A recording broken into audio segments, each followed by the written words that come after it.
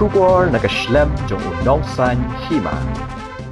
Ka Bethany Society Phramer West Jante Hills Unit komsibenta ben pesangothu ikinosasnang halor ka jingnan kam ban pensilore ki khna kibiran jingduna hakit khatmet banyo ek jingnang jing start hagasngi tha ding club Pynlong ek program Wearing the Bell campaign ya ka jinglang la Pynlong hala thalabo darbar hall hakaba kilokmi longpa balki khna school kleiwan mensibenta haka jingadan lang kibriyo ka Bethany Society Phramer kibakan top ya ka Justina bat kawan bat kibron ay ka jumbatai habade ber ka thong jogani ka program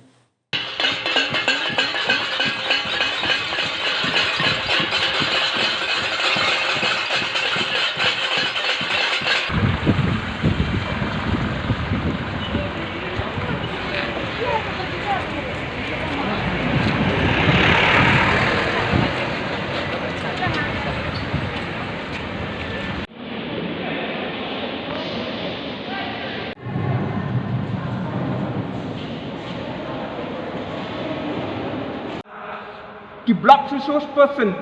ke duty jong kiru ki ai jing hikai yaki kena ki buwan hapo resource center ke ai kata ka resource center ke dei ka kerpang ka dei ka kamera ka kerpang na menta jong kini ki kena dadan kono ka problem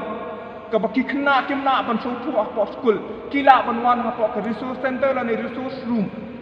kin wanra ya kata ka jing ka baki shem hapo school kin wanra hapo ki resource center ki don kinong hikai ki blat bet kin ai ki jing hikai ye kitu ki kena hapo resource center kumno baki le ha school kumno ban so tho ti nong tu bade kin pha rani don bade ki kena kimla bakin le school ye kitu ki kena bamna ban le school khat hapo resource center ai jing hikai ye ki hapo resource center ru kita ki service ki ba ai hakaliang jong education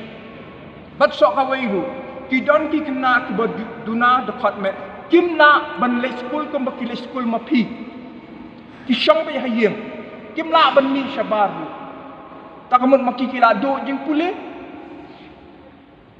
kimdo ke jing pule kum ye kitu ki jat kena ru ki le kumno kum ye kitu ki jat kena ru ki block resource person ki IE volunteers ki badan yak kitu ki kena ki le hayeng ki ai ki education ye ki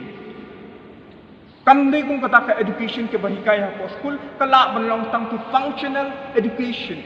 badai ki bon ki jat kena kitu kimla ban le shabar kimla ban kren kimla ban le kum ba pile ma pi hayeng yakatu dan kam ban ai jing hikai ti kum kitu ki jat jing hikai ki ba ai hayeng kila ban kadai ka functional education